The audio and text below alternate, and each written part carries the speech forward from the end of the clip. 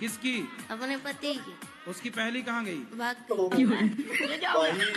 आप काहे चली गई उसके पास भाग के? मेरी माँ ने तो मना की थी, 14 साल की उम्र में ही शादी हो गया। तो आप 14 साल की उम्र में जिद करने लग गई कि मुझे करना है शादी? हाँ।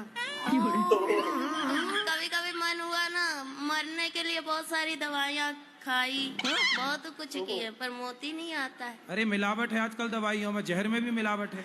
आदमी जहर खा के मर ही नहीं रहा है। इसका कारण नरेंद्र मोदी। कितने साल के पति? वही 40 का होगा, बुढ़ा लगता है। तो आपको लगा कि शादी हो जाएगी तो काम नहीं करना पड़ेगा? रानी बन के रहूंगी इसलिए। पर दिल के अरमा आंसुओं में बह गए। गुरुजी, आपका मेरे चरणों में कोटि कोटि प्रणाम।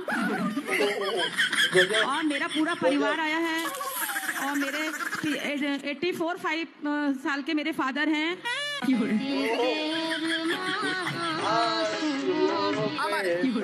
अमर भैया अमर, प्रणाम मत।